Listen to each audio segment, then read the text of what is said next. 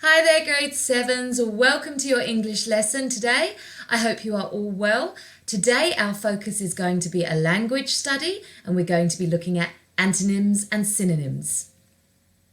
A reminder as always of our email address. It's grade7@worksheetcloud.com and we absolutely love hearing from you, so please don't hesitate to get in touch with us about any of your grade 7 lessons.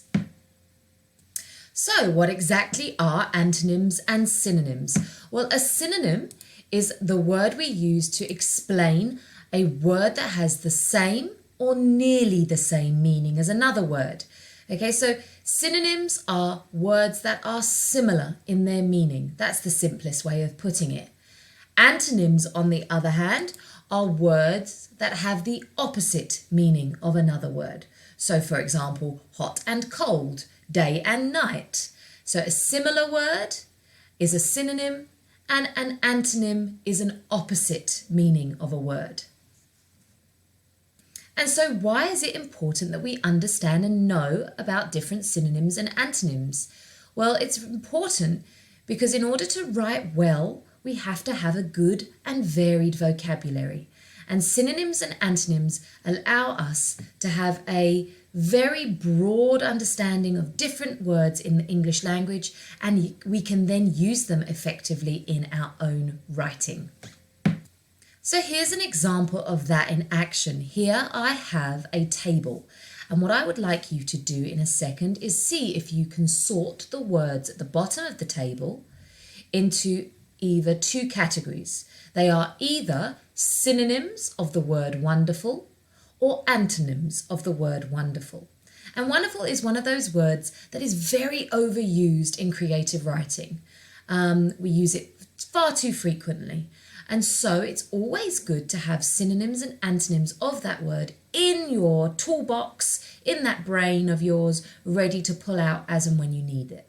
So take a look, take some time, maybe pause the video if you need to, and see if you can sort the words correctly as to whether they are synonyms or antonyms of the word wonderful. Okay, let's see how you got on. Amazing. Amazing is a synonym. It is a similar meaning to the word wonderful, whereas awful is an antonym. Dreadful, another antonym. Nasty, another antonym. And yes, the same for horrendous. If I come down here, appalling, is that a synonym or an antonym of wonderful? Well, appalling is a bad thing and wonderful is a good thing, so that is a antonym. And that leaves the rest, incredible, fantastic, unbelievable and astonishing, as synonyms. And there you go. So now that you have those words in your word bank, you're able to use them because we know that they mean a similar meaning to the word wonderful, whereas these mean the opposite to the word wonderful. Okay, so let's have a little look now at synonyms in a little bit more detail, and hopefully one of the things we can do in today's lesson is vary and broaden your vocabulary for when you next do a piece of creative writing. So I've written in the blue box there, choosing effective synonyms can make your writing more precise and interesting. However, it's important to remember that even synonyms have shades of meaning. You need to pick the most appropriate synonym to fit the meaning of your sentence. So just think of it like a rainbow. In a rainbow, there's not just one shade of blue. There is, if you think about it, there's what we call royal blue and baby blue and sky blue. They're all slightly different, but they're still all blue. And it's the same with the synonyms for words. All words have slightly different meanings and different ranges of how, how interesting and precise and appropriate they are, depends on what you're writing. So have a little look at these synonyms for the word happy. Happy is a very boring word and it is used far too often in writing. So I have them here. Pleased, overjoyed, and delighted. And then below I have 3 sentences. And you are now going to decide which of those 3 words, which of those 3 synonyms for the word happy best fits the sentence And remember, you're looking at the rest of the sentence for context as to how strong you want your synonym to be. So the first one, Zoe was something, happy, that she got full marks in her test. So do you think she was pleased, overjoyed, or delighted? Dennis was something that his team had made it to the final. And number 3, with shaky hands, the something lady held her jackpot winning lottery ticket up in the air. Take a couple of seconds and consider which of those 3 synonyms for happy best suits each of those sentences. Now, we could all have very different answers here, and all of that is absolutely fine. Zoe, we don't know anything about Zoe. Zoe could be someone who regularly gets full marks in a test, so she might just be pleased about it. She could, however, be delighted, one of the two. I personally think pleased would work better in this sentence because if we look at the other 2, I would say number 3, if I had a winning jackpot lottery ticket, I would be overjoyed. I think that is the strongest of the 3 synonyms. Whereas delighted would be Dennis because his team made it into the final. Now you could obviously have different ideas to me and that's absolutely fine, but that's the way I think that they would work, suiting each of those sentences. So here's a little independent activity for you to do. Now, obviously, as I'm not physically there with you, I can't check on your work. But a nice little activity for something you can do regularly at home to keep building and improving your vocabulary is to try and write synonyms for everyday words. So I've got here 6 words, sorry, I was about to say 7, but there's 6, and I'd like you to see if you can replace those words with a more interesting synonym, because that will help to improve your descriptive writing. So if I wanted to describe the elephant, I want a synonym for the word big. Big is boring. What about the mouse? I want a synonym for small. If it's a sunny day, I want a synonym for hot. A snowy day, a synonym for cold. A child smiling, I want a synonym for happy. And the lady crying, I want a synonym for sad. And use the pictures to help you with context. So on a sunny day, I'm not going to say something like the word perhaps boiling, because boiling is a very strong synonym, but I might say something like humid. That's a nice way of describing the heat of that day. And here's an extra challenge for you. Can you use each of those words in an active sentence about each picture? And if you need to, you can go and watch the video that I have made about active and passive voice to help remind you of what an active sentence is. Now here's another activity to test your understanding of synonyms. In a second, I'm going to read to you a short story, and I'd like you to follow along with the story on your screen and see if you can spot the synonyms that are in the story, words that have a similar meaning to each other.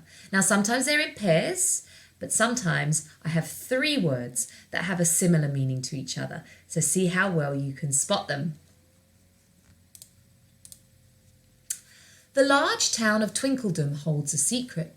Every year at the spectacular Christmas carol service, a mystery person donates the best mince pies ever tasted.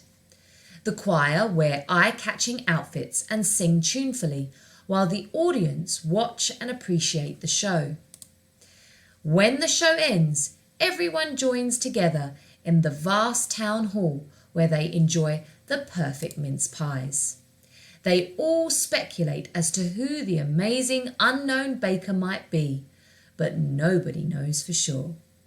Okay, so take a couple of seconds now, read that through again to yourself and see if you can spot the synonyms.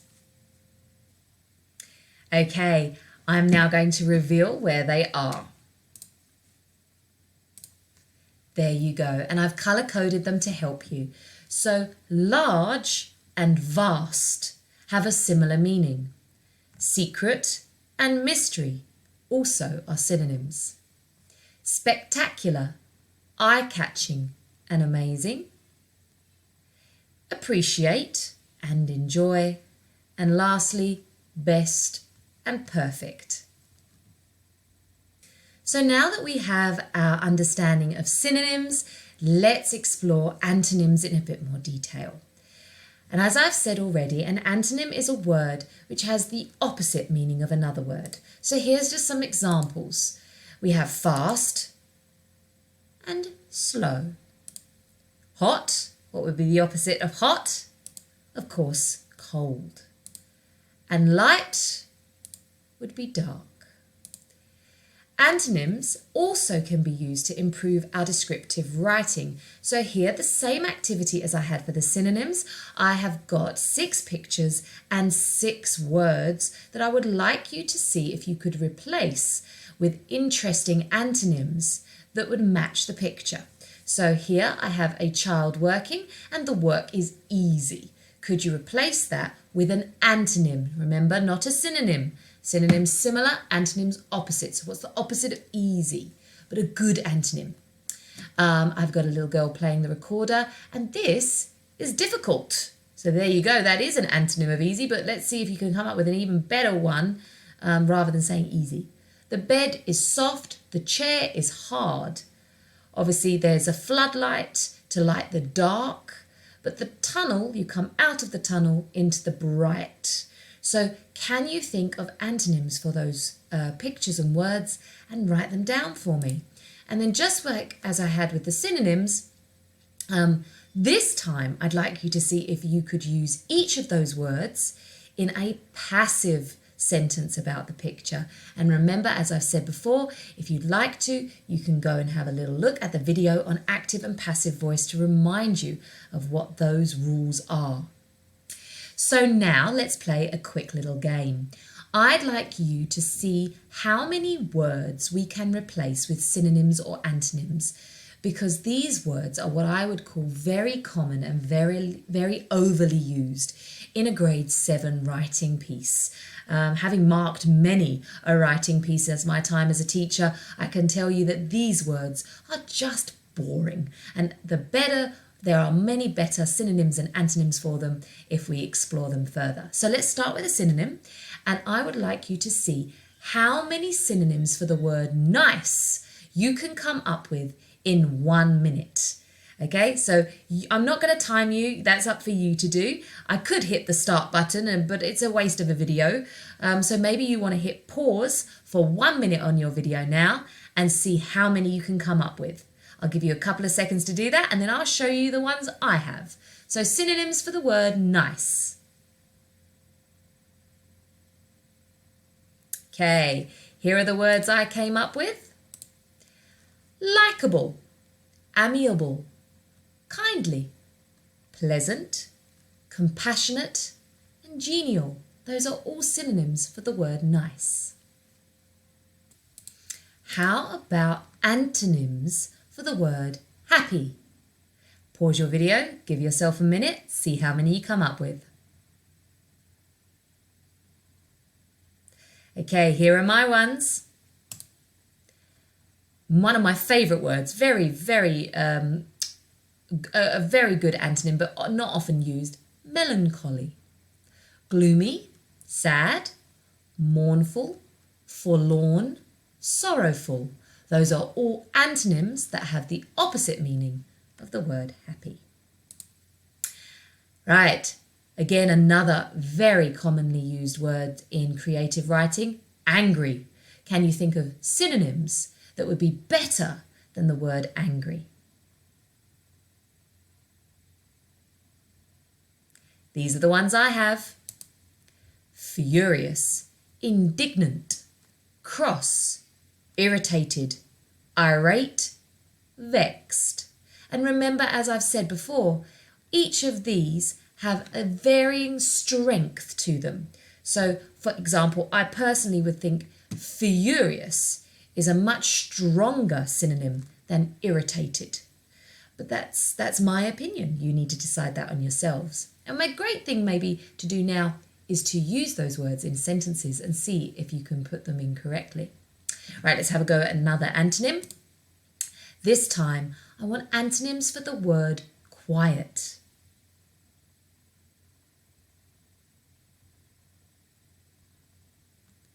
Here are my ones.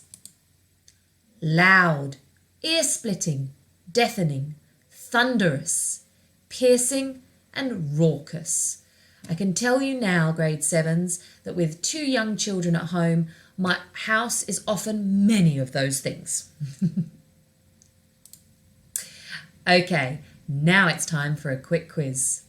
So this is where you can really test yourself and see how well you understand antonyms and synonyms from our lesson. I have got 6 quick quiz slides before we finish our lesson today. So the first one is choose an appropriate synonym to complete these sentences. So I've given you the word I want you to change in purple, and you're going to see if you can find a synonym for them.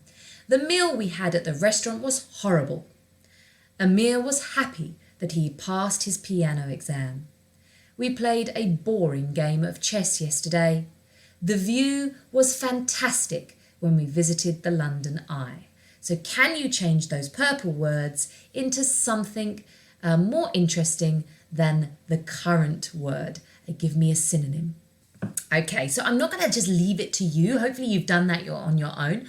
But I'm going to show you now some words that I thought were appropriate as synonyms. And hopefully, as I said, that can help build your vocabulary and your repertoire for writing. So the meal we had at the restaurant was horrible. 2 synonyms I thought of: disgusting and piercing. Amir was happy. I could have had pleased or overjoyed. Those we've already had earlier in today's lesson. We played a boring, could be tedious or dull. The view was fantastic, incredible or breathtaking. Okay, so now we've done the synonyms. Let's do the same with antonyms. So here I'd like you to choose appropriate antonyms to change these sentences. My teacher says that I must decrease the amount of writing that I do. We were very late for the show. I always go to bed after my big sister. William always eats his lunch very slowly. Okay, and apparently very messily too. So, can you change this for antonyms now? Remember the opposite. Here are some examples of antonyms that I came up with. My teacher says that I must decrease the amount of writing that I do. Never. Us teachers are never happy if you do something less. We want you to increase the amount of writing you do. We were late. We were very late, sorry. Well, we could be very early. I always go to bed after my sister. Well, I always go to bed before my big sister. And William always eats his lunch very slowly. Well, he could do it very quickly. Now, here's an example of something that I've actually seen come up often in exam questions, where you are given sentences and asked to identify the synonyms or antonyms. So I have 2 sentences below for you, and I'd like you to find 2 words in those sentences that are synonyms of each other.